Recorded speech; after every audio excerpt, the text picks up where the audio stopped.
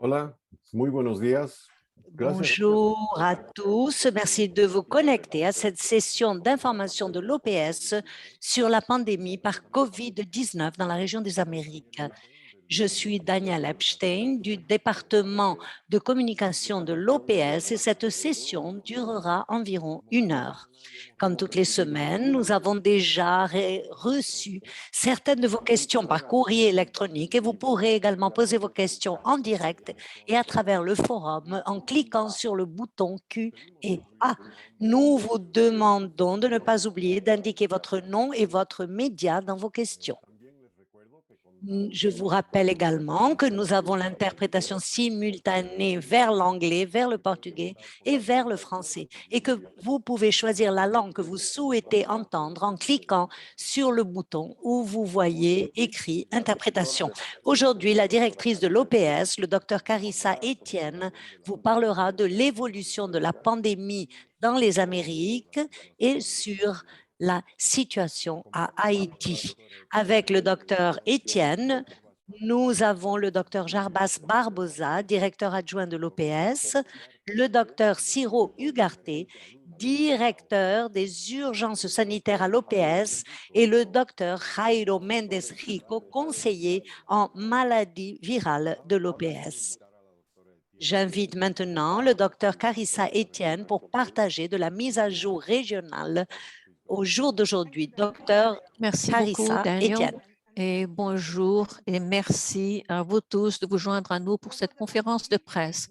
Depuis la dernière semaine, 1,4 million de cas de COVID-19 et près de 20 000 décès ont été signalés dans notre région. Les infections de COVID sont accélérées en Amérique du Nord, où les surveillances de routine ont confirmé que le variant Delta est devenu la souche dominante d'après les séquences de la variante préoccupante signalées au cours du mois dernier. Les États-Unis ont vu les cas augmenter en plus d'un tiers et le Canada de plus de moitié. Au Mexique, plus de 2 tiers des États ont été jugés de risque élevé ou critique et les hôpitaux se remplissent de patients atteints de COVID. Les cas de COVID et les décès liés au COVID sont également en augmentation en Amérique centrale, en Costa Rica et au Belize. Pendant ce temps, la plupart des pays d'Amérique du Sud enregistrent une baisse des nouveaux cas. Au Brésil, le taux d'occupation des hôpitaux est inférieur à 80% dans tous les États pour la première fois depuis novembre. Cependant, la transmission reste très active et ce n'est vraiment pas l'heure de l'autosatisfaction. Les infections et les décès dus au COVID augmentent rapidement dans les Caraïbes. Porto Rico, Jamaïque et Cuba poursuivent une tendance à l'augmentation des cas et des décès, alors qu'à Trinidad et Tobago, les décès hebdomadaires continuent d'augmenter. En Jamaïque, les cas ont augmenté de 49% et les décès ont augmenté de 70%. Nous voyons donc des augmentations très fortes en Dominique, Martinique et Guadeloupe. La situation en Haïti est particulièrement grave, surtout après le tremblement de terre dévastateur de ce week-end. L'OPS, la communauté internationale ont activé des équipes en Haïti pour soutenir tous les aspects de la réponse sanitaire et nous, à OPS, sommes pleinement engagés à aider Haïti pendant cette période très difficile. Malheureusement, parmi les milliers de victimes du tremblement de terre se trouvait le docteur Ousmane Touré, un épidémiologiste dévoué qui soutenait notre intervention en Haïti. Nous adressons nos pensées et nos condoléances à sa famille et à ses proches. La perte du docteur Touré est emblématique des dangers auxquels sont confrontés les travailleurs de la santé et les sacrifices extraordinaires qu'ils ont consentis au cours de cette pandémie. Malheureusement, les tempêtes tropicales et les fortes pluies ont ajouté de nouveaux défis aux travailleurs de la santé de première ligne en Haïti et ont compliqué les efforts de recherche et de sauvetage en cours et la livraison de fournitures. La situation en Haïti et en fait dans toute la région souligne à quel point il est essentiel de maîtriser cette pandémie dans les Amériques le plus tôt possible. Pourtant, dans toute l'Amérique latine et les Caraïbes, seule une personne sur 5 a été entièrement vaccinée contre le COVID-19 et dans certains pays, moins de 5% des personnes ont été entièrement vaccinées. Bien que l'OPS s'emploie activement à modifier ces disparités, il faudra 10 mois avant que la région ait accès aux vaccins dont elle a si désespérément besoin. En attendant, nous devons faire face aux nombreuses conséquences de cette crise durable. Alors aujourd'hui, je veux profiter de cette session pour reconnaître à quel point cela a été difficile de lutter contre le COVID-19 et les aspects qui ont touché la santé mentale et notre bien-être. Pendant la pandémie, le stress et la peur ont envahi notre quotidien et un nombre sans précédent de personnes ont perdu leur emploi et ont eu du mal à subvenir aux besoins de leur famille. Plus de 16 mois après l'arrivée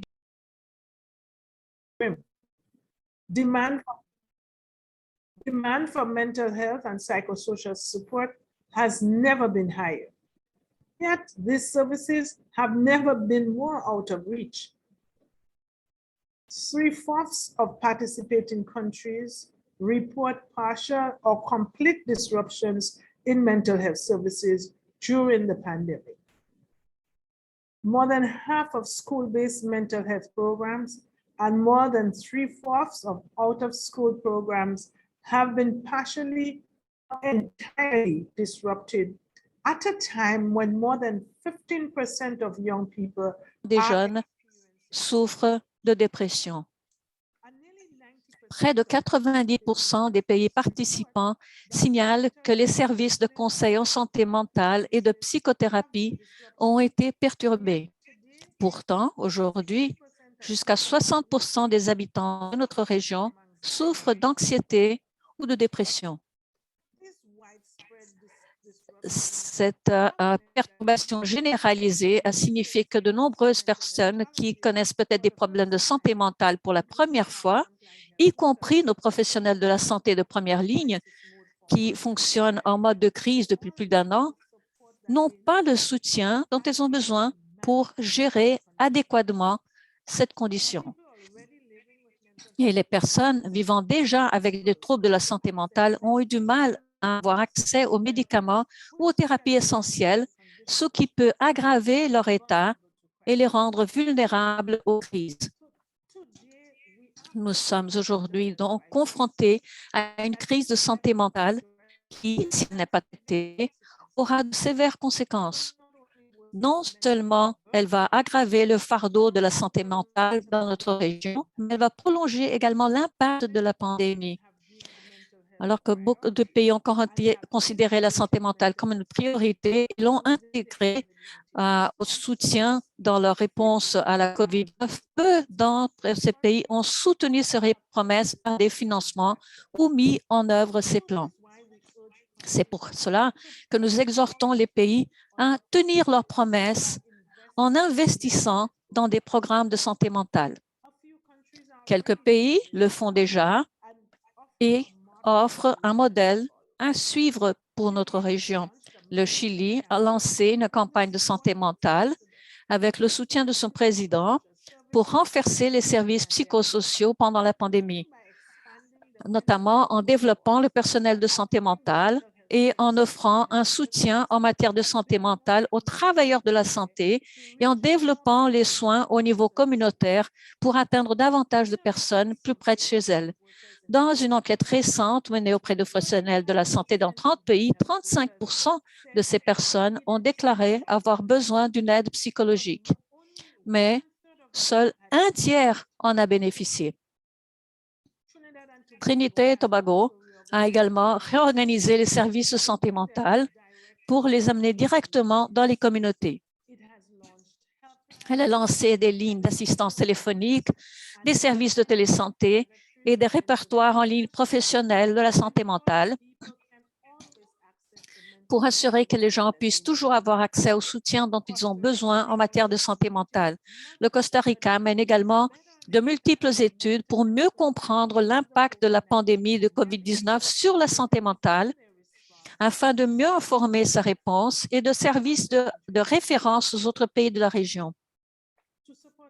Pour soutenir nos États membres, l'OPS a mis à jour des conseils pour assurer que les travailleurs de la santé puissent répondre aux besoins changeants des patients dans le cadre des perturbations continues du COVID. Nous travaillons également avec les pays pour réduire la stigmatisation dans notre région, car tout le monde ayant besoin d'un soutien en matière de santé mentale devrait se sentir à l'aise et en sécurité pour demander de l'aide. Les services de santé mentale sont la base de notre réponse au COVID-19 et en fin de compte de notre processus de rétablissement et de reconstruction. Les pays doivent investir dès maintenant dans la santé mentale pour faire face à la menace permanente de la pandémie et limiter les répercussions dans les années à venir. Cette pandémie nous rappelle qu'une bonne santé mentale est un pilier de la santé dans notre région et du bien-être de nos sociétés.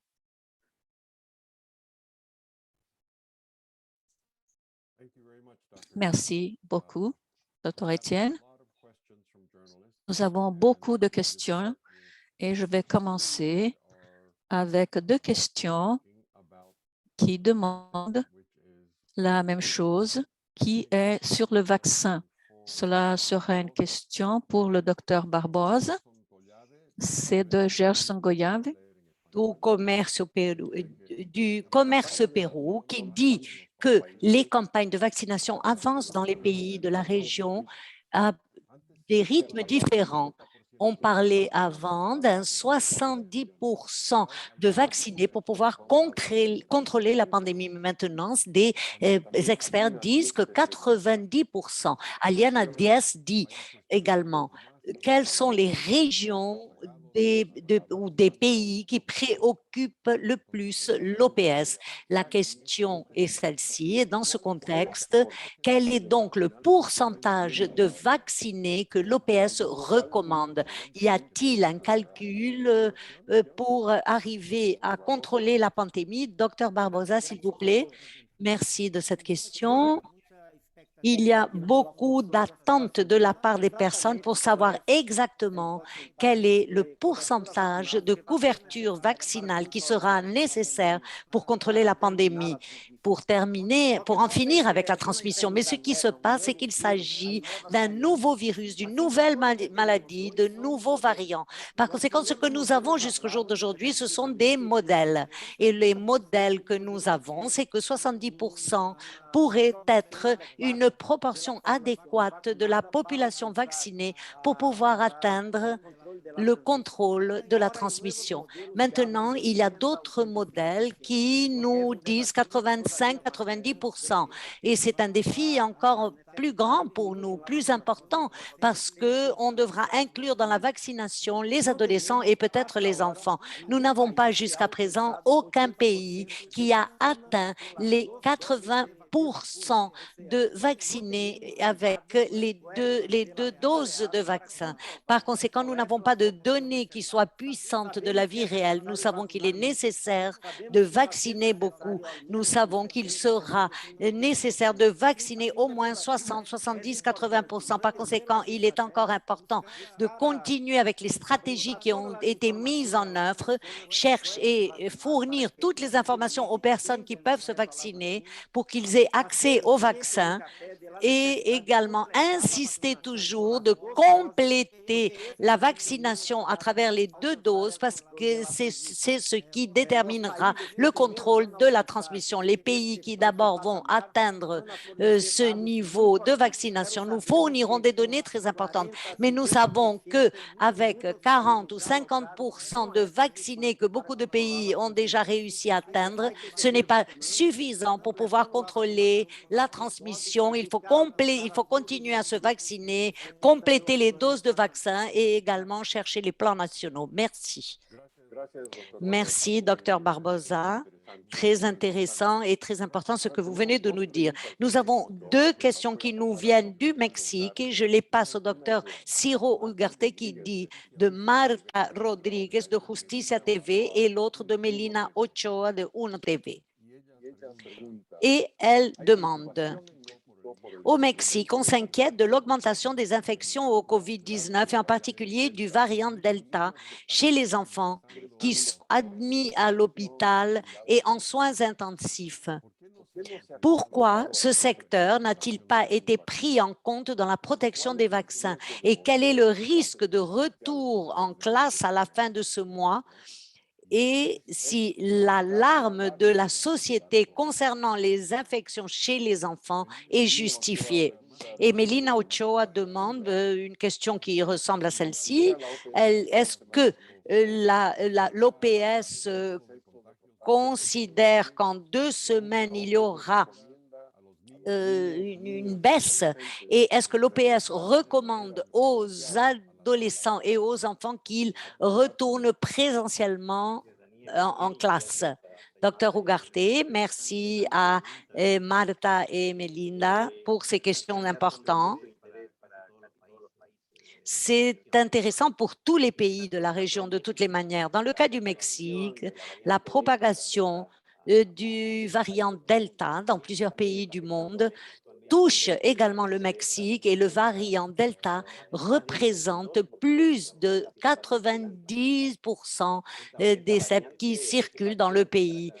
Ce variant de préoccupation se caractérise, comme nous le savons, pour une transmissibilité majeure et touche les catégories et des groupes de population plus jeunes, y compris les adolescents et les proportions plus élevées que d'autres variants. La campagne de vaccination dans le cas du Mexique tient en compte le personnel soignant, les personnes âgées et les adultes. Mais ceux qui ont des comorbidités, par exemple, néanmoins, nous savons que la vaccination est en train d'être élargie pour les adolescents et les enfants.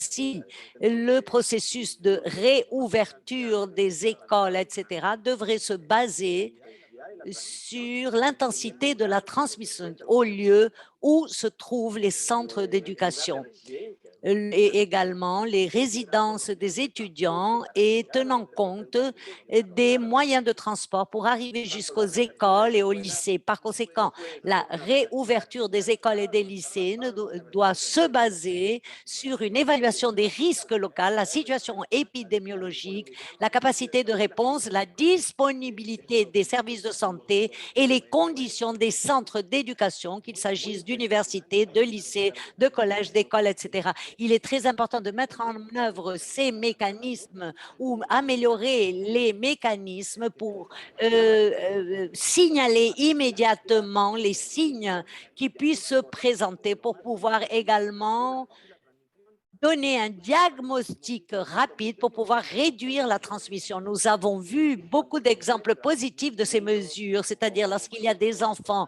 ou des professeurs ou le personnel des écoles, des collèges et des centres d'éducation qui présentent des symptômes, il faut prendre des mesures immédiates.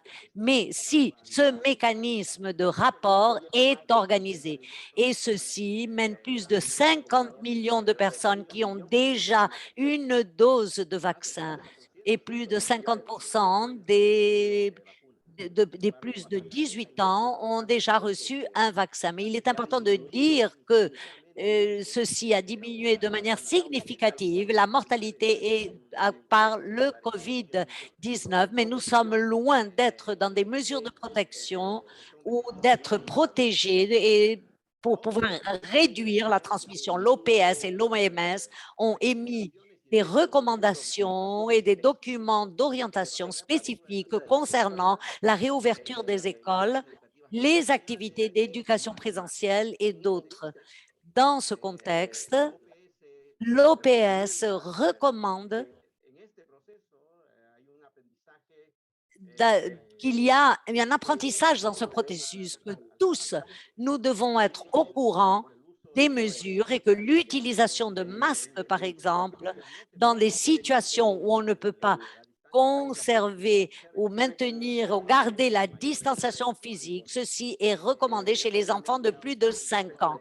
Bien évidemment, ceci implique une prise de décision plus large, mais jusqu'à présent, ce que nous pouvons constater, c'est qu'avec toutes ces recommandations, les recommandations sont au niveau local pour pouvoir évaluer exactement quelle est la situation des professeurs, des élèves et du personnel qui travaille dans les centres d'éducation pour pouvoir réouvrir progressivement les écoles. Merci beaucoup, Dr. Ugarte. Je vois que les questions sur les vaccins continuent à nous arriver et elles sont très importantes. Je vais passer alors à l'anglais parce que je pense que nous avons une question qui peut être répondue par le Dr. Etienne sur les rappels de vaccins et c'est de Tanya Smith-Backwright de Tribune Nassahawk, Bahamas. Tanya demande si OPS recommande que les communautés prennent le vaccin de rappel. Dr. Etienne, vous avez la parole. Je vais répondre à cette question. Chaque pays prend ses propres décisions sur les stratégies de vaccins à être utilisées en considérant la disponibilité des vaccins, la transmission du COVID et d'autres facteurs. À OPS, notre groupe de spécialistes avec les groupes justement de OMS ont conseillé que les priorités les plus urgentes sont justement d'augmenter le vaccin aux professionnels de santé et aux personnes vulnérables dans nos pays. Comme je l'ai dit plus tôt, encore que nous ayons fait des progrès dans le vaccin contre le COVID-19, ce n'est pas encore suffisant. Jusqu'à maintenant, à peine 21% des personnes en Amérique latine et aux Caraïbes ont complété le vaccin, ce qui signifie que nous avons des millions de personnes qui n'ont pas encore été vaccinées. Dans certains pays, beaucoup de personnes n'ont pas encore reçu la seconde dose du vaccin qui est fondamentale pour assurer leur protection. Alors, par rapport aux troisième dose, la dose de rappel, le booster, nous n'avons pas encore de preuves concrètes pour faire une recommandation pour qu'elle soit appliquée. Les études, les essais chimiques et d'autres tests sont en train d'être développés pour réunir des épreuves dans d'autres pays. Une fois qu'ils seront faits et que nous aurons parlé à l'Agence mondiale de santé, nous allons proposer une recommandation et je pense que nous ferons ça dans un futur proche. Mais si vous me demandez, notre priorité la plus urgente est d'assurer que tous les pays ont accès au vaccin et que personne n'est laissé derrière dans aucun pays. Alors, les dons de vaccins, les achats COVAX et les achats directs par les pays n'ont pas encore eu le succès qu'ils voulaient avoir pour obtenir justement le vaccin pour toute la population avec les doses de base. Il nous faut encore faire beaucoup de chemin pour vacciner les personnes contre le COVID-19 et nous continuons de demander des dons de vaccins aux pays qui peuvent les faire. Et ce manque, depuis la semaine dernière, nous avons annoncé que OPS ferait un nouvel accès aux pays membres pour avoir accès aux vaccins à travers les fonds renouvelables de OPS. Jusqu'à maintenant, nous avons reçu des demandes pour les vaccins pour les 3 derniers mois de 2021 et pour l'année 2022. Pendant ce temps, donc, il est essentiel que nous continuions d'observer les mesures barrières publiques, y compris le port du masque, la distanciation sociale, la ventilation adéquate, éviter les agglomérations, les espaces fermés, ainsi que les autres mesures pour réduire la transmission et nous protéger. Ces mesures ont montré qu'elles sont efficaces. Merci. Merci beaucoup, Dr. Etienne. Nous avons une question que le docteur Barbosa sera heureux de répondre de Guardian Media à Trinidad et Tobago. Et sur le même thème, docteur Barbosa, y a-t-il des cas de personnes qui se sont récupérées de COVID-19 et qui ont été infectées à nouveau? Est-ce que se récupérer donne une immunité? Avons-nous des statistiques par rapport à ces réinfections avec la même souche ou une autre souche différente? Merci beaucoup pour ces plusieurs questions qui sont extrêmement importantes. En premier lieu, oui, une personne peut avoir COVID-19 une seconde fois, ce qui a déjà été fortement établi. Ces personnes, probablement, ont reçu une protection limitée de leur première infection et peuvent donc être réinfectés par le COVID-19 du même virus ou d'un variant s'il y a un nouveau variant en circulation dans la communauté, dans le pays. Alors oui, c'est possible et nous savons que la protection donnée par l'infection naturelle est limitée. Alors c'est important, même pour les personnes qui ont déjà été infectées, de se faire vacciner. Il y a des personnes qui partagent des informations erronées comme quoi les gens qui ont survécu ou surmonté la maladie naturelle sont plus forts. Ce n'est pas vrai. Alors même les gens qui ont été infectés par COVID, naturellement, doivent être vaccinés. Nous n'avons pas la fréquence du génome dans tous les cas, donc la surveillance est extrêmement importante. Mais nous ne prenons qu'un échantillon du nombre de cas. Nous ne savons pas tous les cas, ni tous les souches aux variants liés au cas. Dans le débat que nous avons, nous nous soucions beaucoup du variant Delta. Nous voyons plus de cas dans les personnes qui ont déjà reçu le vaccin et même des personnes qui ont la maladie. Donc, il est très important de recevoir le vaccin. Les vaccins fonctionnent contre les nouveaux variants et il nous faut donc avoir justement un système de surveillance pour vérifier l'efficacité de ces vaccins contre les nouveaux variants. Cependant, la meilleure façon de continuer d'être protégé, d'éviter une nouvelle infection ou d'avoir une poussée est justement d'être pleinement vacciné avec les 2 doses. Et pendant qu'il y aura la transmission en communauté, il est important de respecter les gestes barrières que nous savons être efficaces. Porter des masques, éviter les foules, les espaces qui sont pleins de gens pour empêcher non seulement le virus original, mais également les variants de vous infecter. Merci. Merci beaucoup, Dr. Barbosa.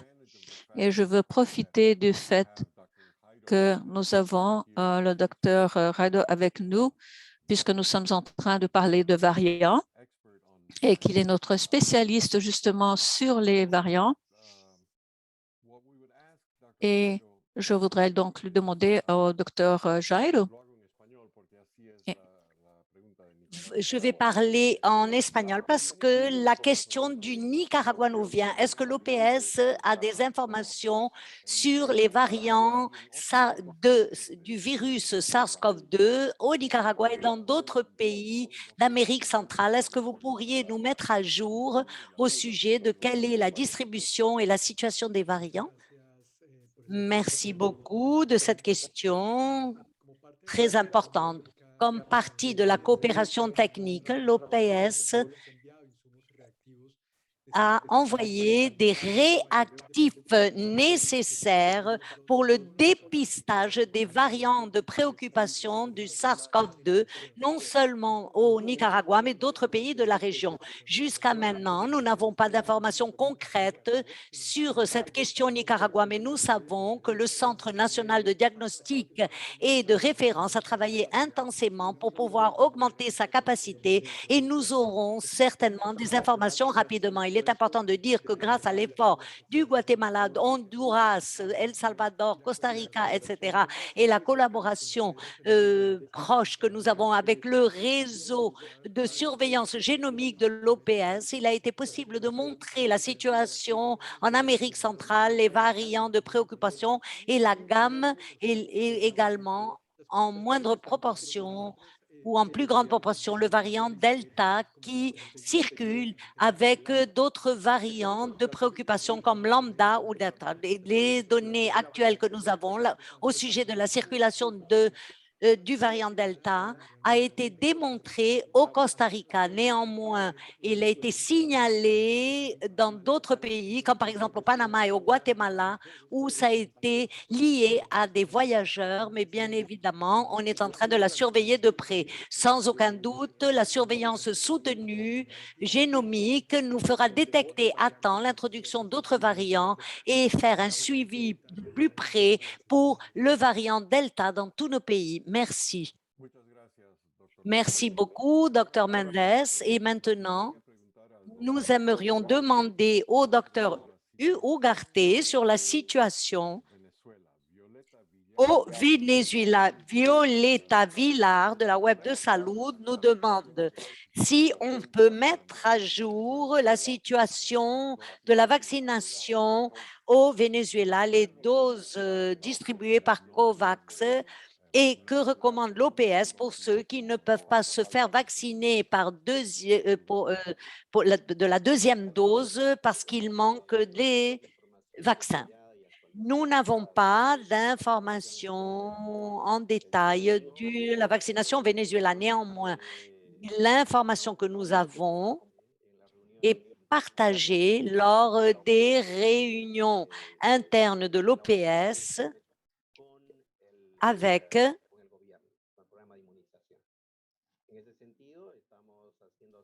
ainsi, nous sommes en train de faire le suivi pour l'arrivée des vaccins traditionnels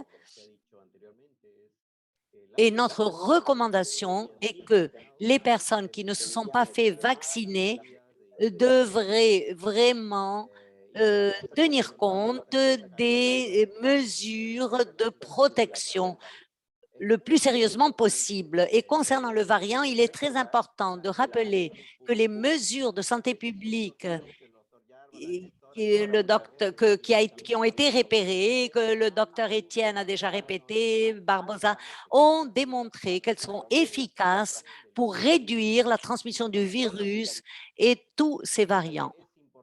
Donc, il est important de conserver ces mesures de protection, surtout l'utilisation de masques, désinfection des mains, maintenir et garder la distanciation, éviter les agglomérations et bien évidemment, dès que des symptômes apparaissent, prendre des mesures pour l'isolement des cas suspects. Ces mesures ont démontré être hautement efficaces et c'est la recommandation principale pour les personnes qui ne se sont pas fait vacciner, qui n'ont pas de vaccin à leur disposition. Néanmoins, ceux dont les pays ont des possibilités de vaccination devraient recevoir le plus tôt possible les vaccins. Il a été démontré largement que la plupart, plus de 95% des cas présentés dans les hôpitaux d'hospitalisation sont des cas de personnes non vaccinées. Et c'est une donnée extrêmement importante pour motiver toutes les personnes qui ont des soucis ou qui se préoccupent encore ou attendent d'autres opportunités, un meilleur vaccin qui soit disponible et qui préfèrent attendre plutôt que de se faire vacciner par le vaccin qui est disponible. Et ceci cause une vraie différence entre la vie et la mort. Merci beaucoup. Merci, Dr. Ugarte. Et cette question nous mène à une question semblable que nous aimerions demander au Dr. Jarbas de répondre. Cette question nous vient de Hannah-Lisa Hall et qui nous dit: est-ce que nous pouvons donner une mise à jour de comment la campagne d'éducation publique d'OPS est en train de fonctionner et est-ce que ça a pu justement traiter les questions de vaccin? Merci beaucoup de cette question. L'hésitation par rapport au vaccin est une question très importante qu'il nous faut traiter pendant tout ce processus avec lequel nous sommes en train de travailler. Il y a beaucoup de défis à prendre en compte. Depuis le début, nous avons attiré l'attention du ministère de Santé sur le fait qu'on avait besoin du vaccin, mais également qu'il était important d'avoir des initiatives importantes pour faire des bonnes campagnes de vaccins. Il fallait former les travailleurs de la santé, il fallait montrer justement augmenter leur capacité, il fallait établir un système ou une stratégie de communication très ample et traiter ou répondre à toutes les rumeurs, les fausses informations qui circulaient contre le vaccin, ce qui est très important. Nous avons travaillé auprès des ministères de santé depuis le début. Nous avons eu 2 ateliers qui ont été ouverts aux journalistes en espagnol et en anglais pour éclaircir toutes les doutes, expliquer comment les vaccins étaient produits, quels étaient les standards pour pouvoir évaluer la sécurité et la qualité des vaccins et leur efficacité. Alors, nous avons travaillé avec les ministères de la Santé. Nous avons identifié les sous-régions dans les Amériques où l'hésitation par rapport au vaccin représentait un problème important, ce qui est le cas des Caraïbes. Nous avons fait une enquête auprès des travailleurs de la santé à propos de cette hésitation et nous avons travaillé auprès des ministères de la Santé dans les Caraïbes, dans l'Amérique du Sud et en Amérique centrale pour traiter de cette affaire. C'est très important. Ce n'est pas une campagne de vaccination habituelle. C'est un vaccin qui malheureusement a été le but des groupes anti-vaccins, des gens qui nient l'existence de la pandémie. Donc, il est extrêmement important d'avoir une stratégie de communication très forte et très large pour donner des informations transparentes à toutes les communautés, les familles, les professionnels de la santé pour qu'ils puissent prendre les meilleures décisions afin de prendre les vaccins qui leur permettront de sauver leur vie et éviter la transmission de la maladie. Merci. Merci beaucoup, Dr. Barbosa. Nous avons maintenant une question de Carmen Pound de Politico avec un focus spécialiste sur Haïti et elle demande quel était le statut de la campagne de vaccin contre le COVID au Haïti avant le tremblement de terre. Est-ce que ça a été tout à fait interrompu à cause du séisme?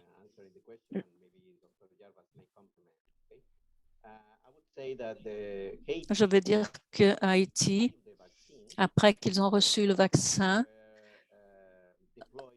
tous les vaccins ont été envoyés sur plusieurs points au centre de vaccination avant l'arrivée même du vaccin, avant que commence la campagne de vaccination. Dans les premières semaines, le processus était très lent. En fait, ensuite, cela a augmenté ensuite, avant le séisme.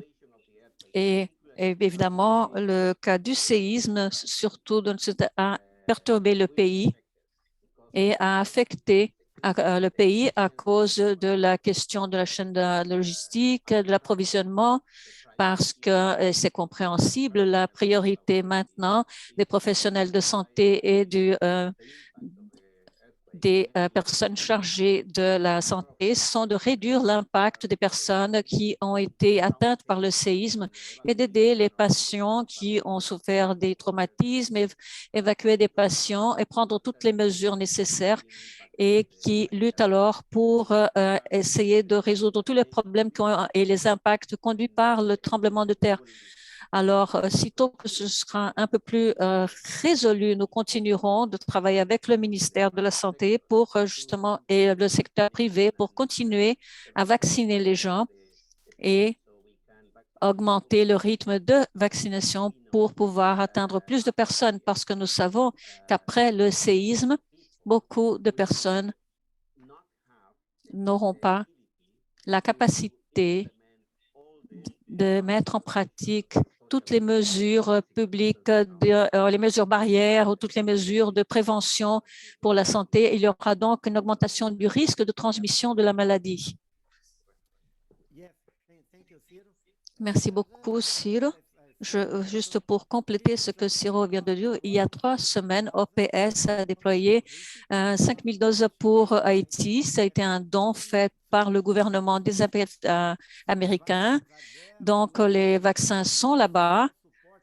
Et nous avons donc appuyé le ministère de la Santé de Haïti pour décentraliser ces vaccins. Et ces vaccins sont maintenant été partagés entre 12 provinces en Haïti. Et la vaccination commence par les professionnels de la santé. C'est le premier groupe prioritaire. Après cela, les personnes âgées et les personnes qui ont des conditions de santé qui peuvent poser des risques pour l'infection par COVID.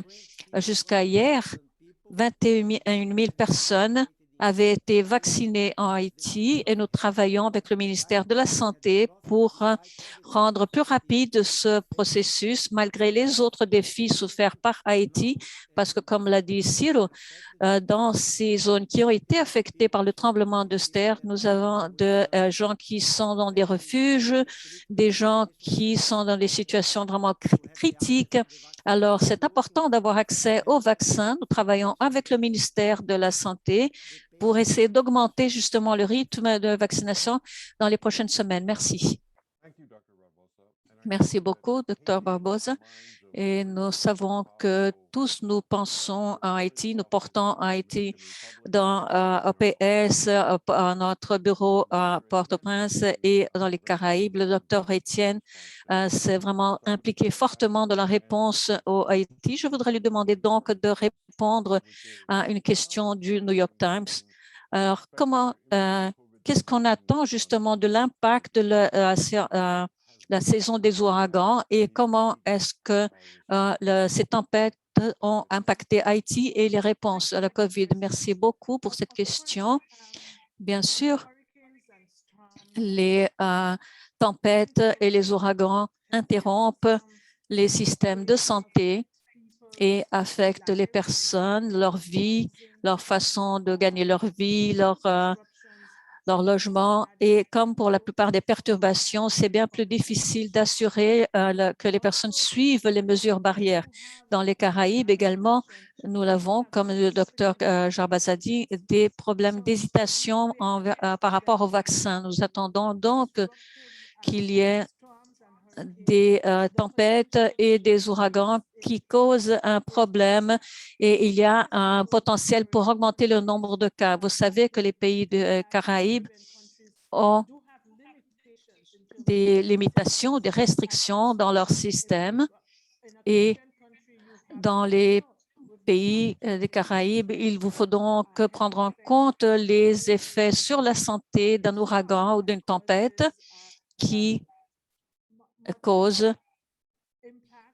des impacts très forts sur la santé des gens, leur cause des traumatismes et il y a beaucoup de maladies qui viennent à la suite d'une tempête ou d'un ouragan, ce qui pose un problème de plus au ministère et au système de santé et justement affecte profondément ces systèmes. Nous faisons donc profondément attention. Pour ce qui est de Haïti, nous nous rendons compte que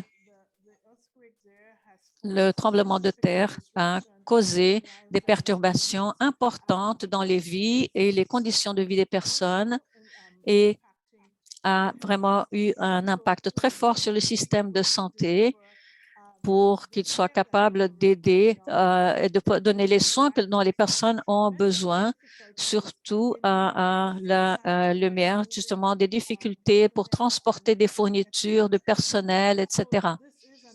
Donc, c'est un problème de plus pour la personne et pour les gouvernements. Et nous n'avons pu encore déployer des nombres suffisants de personnel et d'équipes médicales. Nous travaillons sur cela, mais très clairement, ces zones de Haïti requièrent un soutien et nous aidons le gouvernement à coordonner toutes ces réponses, les fournitures d'équipements et les fournitures d'équipements d'urgence et de soins. Merci. Merci beaucoup, Dr. Étienne. Nous avons une question que je pense que le docteur Barbosa peut répondre et que beaucoup de gens vont considérer peut-être une question un peu bête, mais c'est le cas de mauvaises informations, de fausses informations auxquelles les professionnels de santé doivent faire face très souvent, qui vient de Marcelo Blanco. De la Bolivia vérificatrice Verifica. Olivia Vérifie et il demande au docteur Barbosa, est-ce qu'il y a quelque chose de véritable dans ce qui dit que les vaccins sont toxiques parce qu'ils contiennent de l'acétone, du mercure, des particules de cadavres d'animaux, etc., et des déchets humains? Qu'est-ce qu'on pourrait dire à ces personnes qui disent que ces vaccins sont suicides parce qu'ils se font appliquer des vaccins qui portera préjudice à leur organisme? Merci pour cette question, Marcelo. Malheureusement, les vaccins contre le COVID-19 ont subi tout genre d'informations, de fausses informations, de rumeurs, etc. Tout d'abord, ce n'est pas véritable, ce n'est pas vrai que les vaccins contiennent ces substances. Les standards pour les vaccins sont plus élevés que les standards pour les médicaments. Ce sont des standards élevés qui ont été établis par des experts du monde entier. Ce sont les mêmes standards utilisés par l'OMS pour réglementer l'utilisation d'urgence et les autorités de régulation de tous les pays. Par conséquent, lorsqu'un vaccin, pour qu'il soit approuvé, l'utilisation d'un vaccin, tout d'abord, on vérifie si la qualité du fabricant du vaccin se trouve ou fait partie du standard que l'on demande. Ce n'est pas n'importe quel fabricant qui peut mettre sur le marché des vaccins. Il faut prouver d'abord qu'il respecte les bonnes pratiques de fabrication. Deuxièmement, la sécurité et la sûreté de ce vaccin qui est établi depuis les essais précliniques avec des tests sur les animaux, puis les essais cliniques sur des êtres humains. Et tout ceci fait des preuves et aujourd'hui, nous avons plus d'un milliard de personnes qui se sont fait vacciner. Certainement, c'est un des vaccins les plus suivis de toute l'histoire. Et en troisième lieu, le vaccin doit prouver qu'il est efficace. Par conséquent, les vaccins sont sûrs, sont efficaces, les vaccins qui sont utilisés, et c'est au contraire. Ce ne sont pas des suicidaires, ceux qui se font vacciner. Au contraire, ce sont ceux qui ne se font pas vacciner. Ceux-là ont un risque qui peut être augmenté à 99% parce qu'ils peuvent ils peuvent développer une forme sévère de la maladie. Par conséquent, ceux qui ne se sont pas fait vacciner encore courent un risque de vie et mettent en danger leurs proches et leur famille et risquent de développer une forme sévère de la maladie. Il est très important de ne pas suivre les informations des réseaux sociaux, par exemple, des vidéos. Ah, regardez ce que le médecin X révèle, le secret X. Enfin, il faut faire très attention avec les informations. Généralement, ce sont des fausses nouvelles. Allez, rendez-vous sur la page web de l'OMS, de l'OPS. Il y a beaucoup d'informations qui se basent sur les meilleures connaissances scientifiques dont nous disposons. Merci. Merci beaucoup, Dr. Merci beaucoup, Barbosa. Dr. Barbosa. Il est important que nous vous informions au sujet de ces fake news, parce que de ces informations fausses, parce que les gens peuvent croire à toutes sortes de nouvelles. Nous sommes presque en train d'arriver à la fin de notre session. Nous avons quelques minutes de plus, mais les personnes nous posent beaucoup de questions sur Haïti et nous allons demander au docteur Étienne. Nous avons une question sur Haïti de New York Times et d'autres reporters pour une mise à jour de Quel a été l'effet du tremblement de terre en Haïti et que fait OPS? Pouvez-vous nous donner quelques détails sur vos activités là-bas? Je vais vous remercier de votre intérêt sur Haïti et de votre question. Alors, les besoins sont immenses en Haïti en ce moment. Les gens ont besoin d'eau, de nourriture, d'articles ménagers essentiels et d'autres produits. Les hôpitaux d'Écaille, Jérémie et Barader sont débordés et ont besoin d'aide d'urgence, de personnel et de médicaments et de fournitures. Depuis 17 août, selon l'Agence de protection civile d'Haïti, au moins 1941 personnes sont mortes et plus de 10 000 personnes ont été blessées, avec beaucoup de dommages également à plus de 12 000 maisons. Nous avons des victimes qui sont emprisonnées sous des mandats et surtout dans les départements de Grande-Anse, NIP et du Sud, les besoins sanitaires urgents par le ministère haïtien comprennent le personnel médical général et spécialisé à ces zones affectées, obtenir des fournitures médicales et des médicaments tels que les médicaments anesthésiants, les fixateurs externes orthopédiques et d'autres. Ils ont également besoin de soutien logistique pour la livraison des fournitures et le transfert des patients. OPS et le ministère de Santé ont déployé 3 équipes dans le département du Sud pour effectuer des évaluations rapides des institutions de santé et mettre en place des systèmes de rapport de données et d'aide. Notre personnel est déployé dans les départements de Grande-Anse et NIP pour soutenir la coordination du département du secteur de santé au niveau départemental. Nous avons environ 14 structures sanitaires qui ont été endommagées. 3 systèmes de santé ont été détruits et 3 ont été endommagés. À NIP, nous avons vu que l'une des structures sanitaires a été détruite et 4 endommagées. Et dans le département du Sud, 14 structures sanitaires ont été endommagées. Bien sûr, nous voulons également suivre les maladies d'origine hydrique qui résultent de l'éclatement des conduites d'eau et d'égouts, ainsi que les cas de COVID-19, bien sûr. Alors, à ce point, la priorité d'OPS est de soutenir le fonctionnement des services de santé et aider à sauver les vies. Nous travaillons en étroite collaboration avec le ministère haïtien de la Santé publique pour la protection avec les services de santé civile et d'autres agences des Nations unies pour aider les Haïtiens avec les besoins vitaux. OPS a déjà livré des médicaments essentiels et d'autres fournitures médicales et chirurgicales à la Direction de la santé du Sud pour qu'ils soient distribués aux établissements non situés et aider justement les personnes. Il y a d'autres aides supplémentaires en cours. Les bureaux sont en train de coordonner les réponses avec les départements locaux et l'appui des équipes de OPS à Washington, Barbados et Colombie sont sur pied.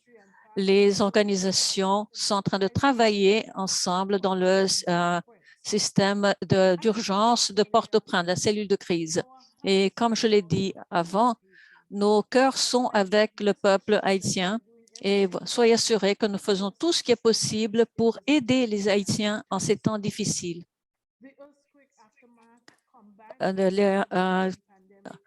Les effets du tremblement avec le COVID représentent une situation extrêmement difficile pour le peuple haïtien. Ce que nous avons besoin est de personnel de santé, des fournitures, des équipements de santé pour traiter les personnes qui ont souffert de traumatismes, des maladies aiguës, des maladies chroniques et des maladies de santé mentale. Il nous faut restaurer les systèmes de santé dans les zones les plus affectées et assurer l'assainissement et l'accès à l'eau pour assurer la santé des personnes. Les dons doivent être faits pour assurer justement la réponse à ces besoins qui ont été identifiés par les groupes. Et nous espérons que la communauté internationale pourra s'unir pour nous aider à donner ces soins et cet appui logistique nécessaire pour évacuer les patients et transporter les fournitures essentielles humanitaires qui sont nécessaires maintenant. Nous allons continuer de soutenir le ministère de la Santé publique et de la population dans la réponse au COVID-19 et campagne de vaccination en cours. Mais aujourd'hui, je veux faire un appel spécial aux personnes de Haïti.